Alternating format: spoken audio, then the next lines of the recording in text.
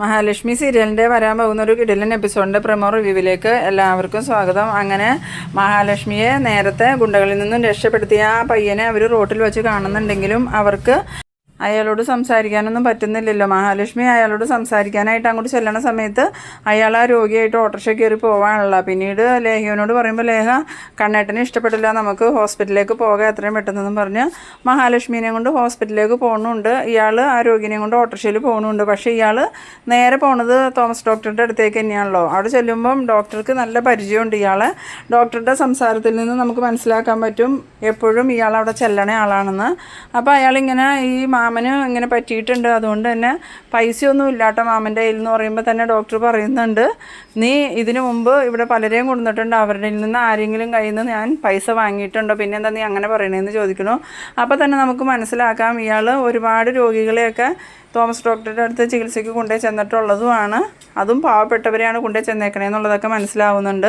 പിന്നീട് മഹാലക്ഷ്മിയൊക്കെ വരുമ്പോൾ തന്നെ ഇയാളെ കാണും കേട്ടോ. ഇയാളെ കണ്ടു കഴിയുമ്പം വിവരങ്ങളൊക്കെ ചോദിക്കുന്നുണ്ട്. അപ്പോൾ മഹാലക്ഷ്മി ഡോക്ടറോടും പറയുന്നുണ്ട്, എന്നെ അന്ന് ഗുണ്ടകൾ തട്ടിക്കൊണ്ടുപോയപ്പം അവരിൽ നിന്നും എന്നെ രക്ഷപ്പെടുത്തിയത് ഈ പയ്യനാണെന്നൊക്കെ പറയണു. അപ്പം ഡോക്ടറും പറയുന്നുണ്ട്, ഇവൻ വളരെ നല്ല സ്വഭാവമുള്ളവനാണ്, ഇവൻ ആരെയും ദ്രോഹിക്കാറൊന്നുമില്ല, ആരെങ്കിലും അക്രമം കാണിക്കണ കണ്ടാൽ ഇവൻ നല്ല കീറും വെച്ച് കൊടുക്കാറുണ്ട് എന്നൊക്കെ പറയണു. അപ്പോൾ മഹാലക്ഷ്മി പറയുന്നുണ്ട്, അന്ന് ആ ഗുണ്ടകൾക്കും ഇവൻ നല്ല അടി കൊടുത്തിട്ടുണ്ട്.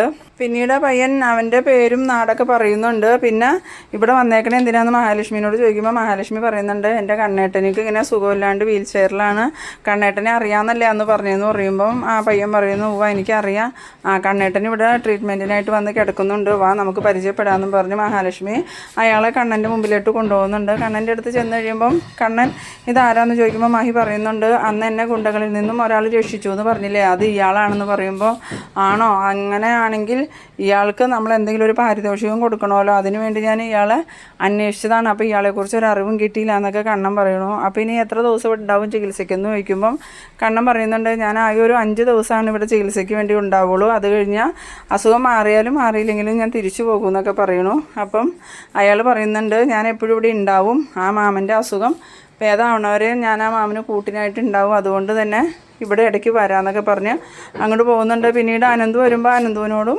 കണ്ണനും ലേഹയും മഹിയൊക്കെ പറയുന്നുണ്ട് ഇയാളെ കണ്ട കാര്യം. പിന്നെ അനന്തും ഇയാളെ ചെന്ന് പരിചയപ്പെടുന്നുണ്ട്. ഇതിൻ്റെ ഇടയ്ക്ക് മേഘനാഥൻ 2 ഗുണ്ടകളെ അങ്ങോട്ട് അയച്ചിട്ടുണ്ടായല്ലോ, അവരോട് വിളിച്ചിട്ട് എങ്ങനെയുണ്ട് കാര്യങ്ങളൊക്കെയെന്ന് ചോദിക്കുമ്പം ആ ഗുണ്ടകൾ പറയുന്നുണ്ട്, അയാളുടെ അടുത്തേക്ക് ഞങ്ങൾക്ക് ഒറ്റയ്ക്ക് ചെല്ലാൻ ഇതുവരെ പറ്റിയിട്ടില്ല, ഒന്നിലെ അയാളുടെ കൂട്ടുകാരനോ ഭാര്യ ആരെങ്കിലുമൊക്കെ ഉണ്ടാവും അയാളുടെ അടുത്ത്, അതുകൊണ്ട് തന്നെ ഞങ്ങൾക്ക് ഇതുവരെയും അയാളുടെ അടുത്തേക്ക് ചെല്ലാൻ സാധിച്ചിട്ടില്ല, ഞങ്ങൾ നോക്കട്ടെ എന്നൊക്കെ പറയുമ്പം മേഘനാഥൻ അവരോട് പറയുന്നുണ്ട്, നിങ്ങൾ ധൃതി പിടിക്കുകയൊന്നും വേണ്ട, സാവകാശം അവസരം കിട്ടുമ്പോൾ മാത്രം നിങ്ങൾ അതിനു വേണ്ടി തുനിഞ്ഞാൽ മതി, അല്ലെങ്കിൽ ആരെങ്കിലും പിടിക്കപ്പെടാൻ സാധ്യതയുണ്ടെന്നൊക്കെ പറയുന്നു. പിന്നീട് കമലേശ്വരത്ത് കല്യാണക്കുറി അടിക്കലും എല്ലാം കല്യാണം നടത്തുന്നതിൻ്റെ ആഘോഷങ്ങളും എല്ലാം ചർച്ച ചെയ്യലും അതിൻ്റെ സന്തോഷങ്ങളും ഉണ്ട്. കരുണയ്ക്കും ഭയങ്കര സന്തോഷമാണ്. കരുണ ശരിക്കും വന്നേക്കുന്നത് തന്നെ മഹാലക്ഷ്മി കരഞ്ഞുകൊണ്ട് വന്നത് കാണാൻ വേണ്ടിയിട്ട് മാത്രമാണ് കമലേശ്വരത്തേക്ക് വന്നേക്കണത്, അല്ലാതെ ഉണ്ണിയുടെ വീട്ടിൽ വന്ന് നിൽക്കണമെന്നൊന്നും കരുണയ്ക്ക് ആഗ്രഹമൊന്നുമില്ല. പിന്നെ പ്രതാപൻ്റെ അമ്മയാണെങ്കിൽ എല്ലാ അമ്പലങ്ങളിലേക്കൂടെ ഇങ്ങനെ കയറി ഇറങ്ങി നടന്ന് പ്രാർത്ഥിക്കുന്നുണ്ട്, മഹാലക്ഷ്മി വിധവയാവണമെന്നും പറഞ്ഞുകൊണ്ട്, എന്നാലേ എൻ്റെ കുഞ്ഞിന് സന്തോഷകരമായ ഒരു ജീവിതം കിട്ടുമെന്നാണ് അവർ പ്രാർത്ഥിക്കുന്നത്. അവരിങ്ങനെ പ്രാർത്ഥിച്ചാൽ ആ പ്രാർത്ഥനയ്ക്ക് ഫലം കിട്ടുമെന്നാണ് അവരുടെ വിചാരം. പക്ഷേ ഒരാളുടെ നാശത്തിന് വേണ്ടി പ്രാർത്ഥിച്ചാൽ അതിന് ഫലമൊന്നും കിട്ടില്ല എന്ന് അവർ ചിന്തിക്കണമൊന്നുമില്ല. പിന്നെ മോഹിനിയാണെങ്കിൽ ദൈവങ്ങളുടെയൊക്കെ മുമ്പിൽ ചെന്ന് നല്ലോണം കരഞ്ഞ് തന്നെ പ്രാർത്ഥിക്കുന്നുണ്ട്, എത്രയും വേഗം കണ്ണൻ എഴുന്നേറ്റ് നടക്കണം, മഹാലക്ഷ്മിക്ക് ഒരു കുഞ്ഞൊക്കെ ജനിക്കണം എന്നൊക്കെ ഉള്ള ഇതിൽ. ആ സമയത്ത് മോഹിനി ആ ദേവിയെ വീണ്ടും കാണുന്നുമുണ്ട്. അപ്പോൾ ദേവി പറയുന്നുണ്ട്, നിങ്ങളുടെ മകൾക്ക് ഒരു ആപത്തും സംഭവിക്കില്ല, ആ മകള് മഹാലക്ഷ്മിയെ പോലെ തന്നെ ഐശ്വര്യമുള്ള കുട്ടിയാണ്, അതുകൊണ്ട് തന്നെ മോളുടെ ഭർത്താവിനും ഒന്നും സംഭവിക്കില്ല. പലരും അവരെ ഉപദ്രവിക്കാൻ ശ്രമിക്കുന്നുണ്ട്, പക്ഷേ അവരെ ഉപദ്രവിക്കാൻ ആർക്കും സാധിക്കില്ല, അവർക്ക് തുണയായിട്ട് എപ്പോഴും അയ്യപ്പസ്വാമി ഉണ്ടാവും, അതുകൊണ്ട് അമ്മ മോളെക്കുറിച്ച് ഓർത്ത് ഒട്ടും വേവലാതിപ്പെടണ്ടെന്നൊക്കെ പറഞ്ഞ് മോഹിനിനെ സമാധാനിപ്പിക്കുന്നുണ്ട്.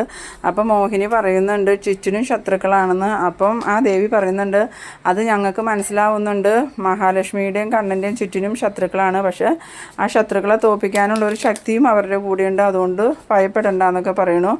പിന്നീട് ആ ഗുണ്ടകളിങ്ങനെ തക്കം പാർത്ത് നിൽക്കുകയാണല്ലോ കണ്ണൻ്റെ റൂമിൽ ആരും ഇല്ലാത്ത സമയത്ത് കണ്ണനെ തീർത്ത് കളയാൻ. അങ്ങനെ നോക്കി നിൽക്കുന്ന സമയത്താണ് മഹാലക്ഷ്മി ഡോക്ടറെ കാണാനായിട്ട് ഡോക്ടറുടെ അടുത്തേക്ക് പോകുന്നത്.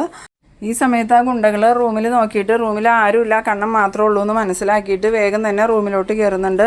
ഇതേ സമയത്ത് തന്നെ മഹാലക്ഷ്മിയെ രക്ഷിച്ച ആ പയ്യൻ കണ്ണൻ സാറിനെ ഒന്ന് കണ്ടേക്കാം ആ മേഡത്തിനെ എന്ന് വിചാരിച്ച് ഇങ്ങനെ കണ്ണൻ്റെ റൂം ലക്ഷ്യമാക്കി വരുന്നുണ്ട്. പിന്നീട് ഇവർ റൂമിൽ കയറിയിട്ട് ഒരു തലയണയൊക്കെ എടുത്ത് കണ്ണൻ്റെ അടുത്തേക്ക് ചെല്ലുന്നുണ്ട്. ആ സമയത്ത് കണ്ണൻ നല്ല ഉറക്കത്തിലാണ്. കണ്ണൻ ഇവർ വന്നതൊന്നും അറിഞ്ഞിട്ടില്ല.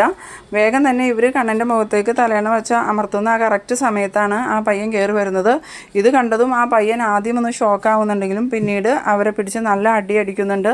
ആ സമയത്ത് കണ്ണൻ ഉറക്കത്തിൽ നിന്ന് എഴുന്നേൽക്കുന്നുമുണ്ട്. കണ്ണന് പക്ഷെ ഒന്നും മനസ്സിലാവുന്നില്ല എന്താ സംഭവം എന്നൊന്നും.